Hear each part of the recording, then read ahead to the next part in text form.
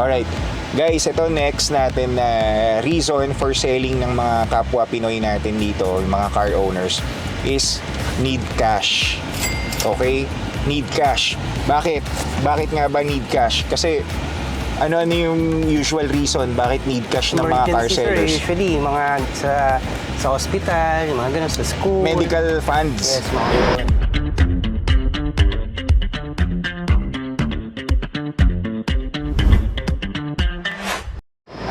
Welcome back to our channel. Kasama ko ngayon si Ding, ang aming senior car appraiser or inspector or ano bang tawag doon? assessor, sir. Appraiser, assessor. Ayan. So, ngayon, for today's video, ang topic natin is ano-ano nga ba ang dahilan, no, ng bawat Pinoy car owners kung bakit kailangan nila or bakit sila nagbebenta ng sasakyan dito sa atin.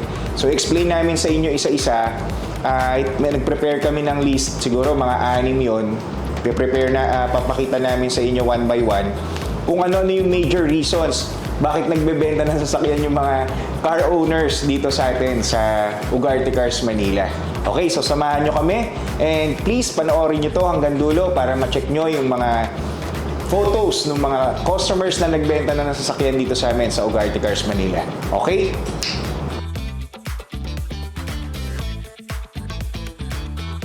Ayan, start na tayo. Ano ba yung unang reason? Trade-in, sir. Yun. Number 1 reason bakit nagbebenta ng sasakyan dito sa amin sa Ugarte Cars is trade-in. Trade and upgrade. Unang-una yon, yung trade and upgrade. Ano-ano nga ba? Bakit sila nag-upgrade? Usually, sir, kunyari, from luma na yung sasakyan o kaya gusto nila 7-seater, SUV, mga ganun. From sedan, no? Oh, from sedan. From sedan to 7-seater. Yeah, kadalasan ng mga nagtitrade in dito sa amin, guys. Tapos, another reason din for trade and upgrade, usually, para sa mga kababayan natin na nagtatrabaho dito sa atin, sa mga corporations, gano'n, napopromote. So, tumataas yung car plan value nila. Nag-upgrade sila ng mas modelo or brand new. Minsan, basta mas modelo na sasakyan. Dahil meron silang car plan na 5 years. Based on my experience, ganun yung mga nabibili namin na sasakyan. 'Di ba? So, ano pa ba yung isa pang reason? Parang meron din downgrade naman. Yes, Downgrade. Ayan. Downgrade. Ano ba ba't sila nagda-downgrade? Yun, gusto nila ng mababang monthly amortization or low maintenance, mga ganun, sir. Para mas lesser expenses. Yes, sir. Okay.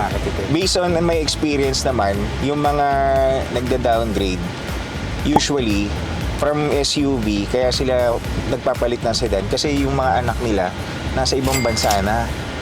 So, parang sila na lang mag-asawa, masyadong malaki yung SUV. No, ganun. Minsan, ganun ng mga reasons, for downgrade. Alright. Guys, ito next natin na reason for selling ng mga kapwa Pinoy natin dito, yung mga car owners, is need cash. Okay? Need cash. Bakit?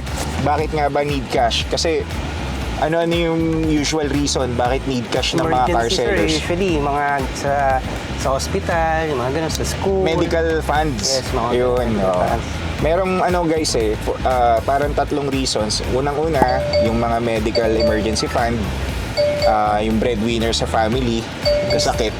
So, kailangan nila ng cash for hospitalization, no? Yeah.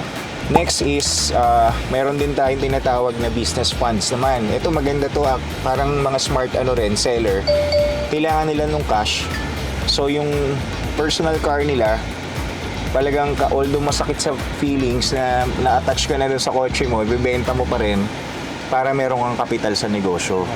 'Di ba? So, yun yung mga one reason na bakit may mga nagbebenta dahil need cash nila. Ano pa yung isa? Parang credit. May pinagkakautangan. 'Di ba? May pinagkakautangan yung isang tao, so kaya binenta niya yung property niya, yung cars niya para doon mabayaran yung mga credit niya. Iba naman, tuition fee. Yan, kailangan talaga ng cash. So, kailangan ko na i-let go tong kotse ko dahil may babayaran ako na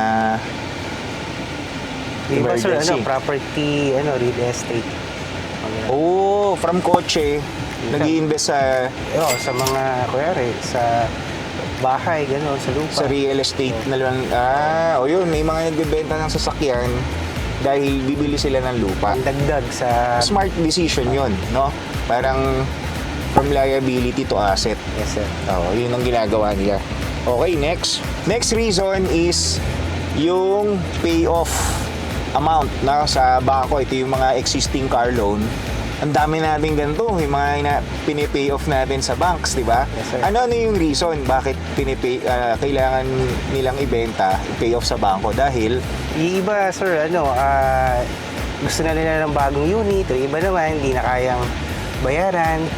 cash problem din. Cash problem. Parang financial Yes, sir. Yun, maganda sa amin guys, pagka hindi mo na kayang hulugan monthly amortization mo, you can just call us, go with us, inquire mo lang kung paano yung payoff amount ng sasakyan mo, kami na lahat ang gagawa, di ba? Bukod doon, maiiwasan mong masira guys yung name ninyo doon sa bangko. So for example, medyo nag-struggle ka ngayon financially, di ba? Yes, sir. Benta mo ngayon yung sasakyan mo.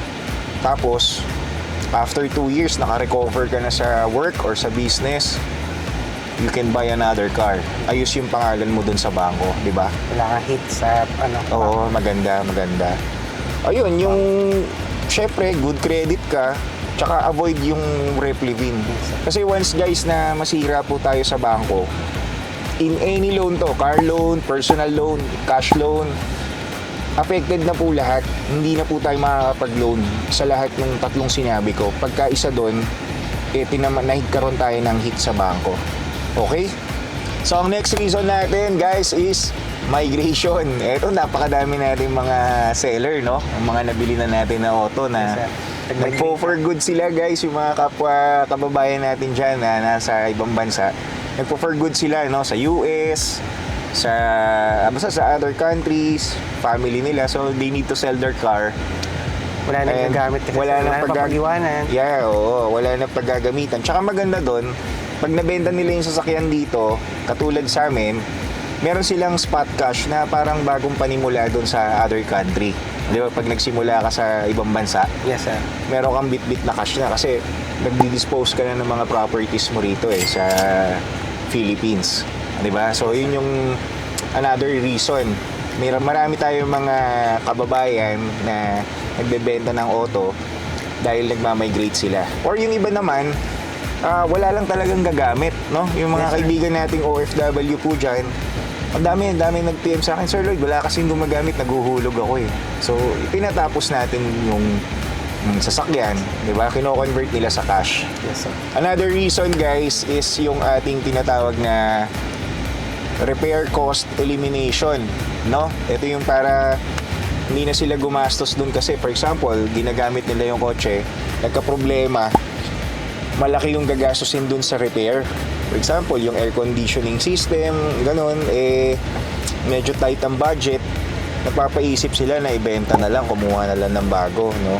So kami, yung assistance, ginagawa namin yun, nililess na lang po namin dun sa appraised value kung magkano naman yung repair cost, right? Yes, sir.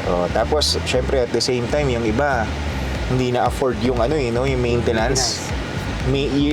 Yearly maintenance, registration, ano pa ba? Meron pang insurance. Oo, sometimes, lahat yan, yung tatlong yan, tight sa budget. So, parang kuha na lang ako ng mas mura, benta ko na lang to. Diba? To eliminate repair cost. So, one of the reason yan, pagka nagbebenta ng sasakyan yung ating mga kababayan.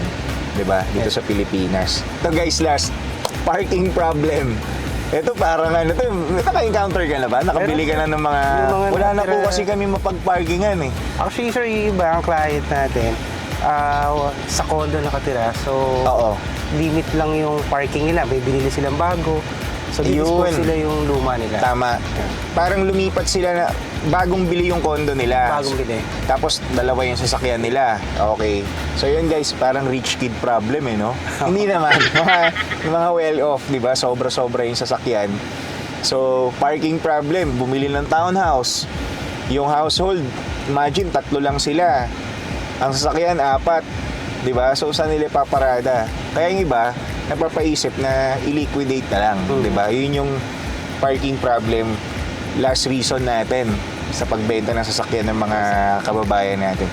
Ano pang naisip mong dahilan sa ibang mga pagbenta? Yung iba kasing mayayaman, sir, minsan lima yung sasakyan. Mayayaman talaga. Oo, na hindi na nagagamit Eto. yung iba. Meron ganun, sir. Ito. Actually, sa mga experience ko, tayo mga Pinoy kasi, mga car owners, very emotional tayo pag bumibili tayo ng mga properties, mapasasakyan o mapalupa. Alam natin lahat yan. Pagka may personal car tayo, na-attach tayo masyado sa kanya. Diba? Nandyan yung pagka nasa loob ka ng sasakyan, ang daming memories.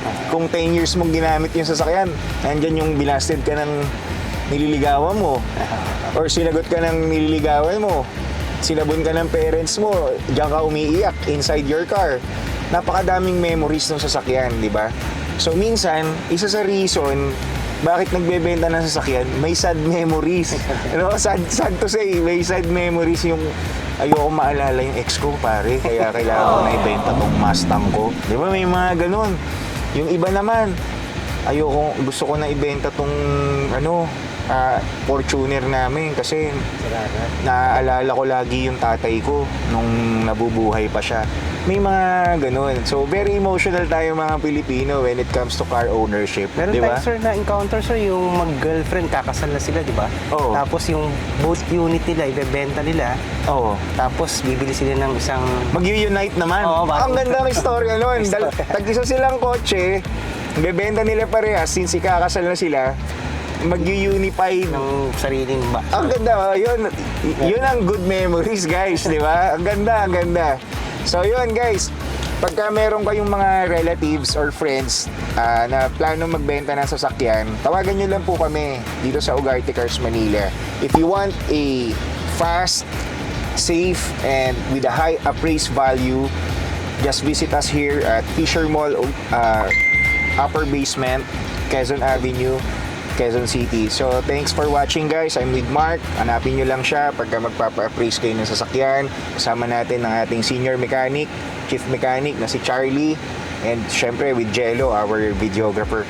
So, please, once again, salamat po sa panonood ninyo. Panoorin nyo lang tong video namin. Papakita din namin yung mga car sellers, yung mga owners na nagbenta na po ng sasakyan sa amin dito sa Ugarte Cars Manila. And thanks for watching. Hope to see you soon. Bye!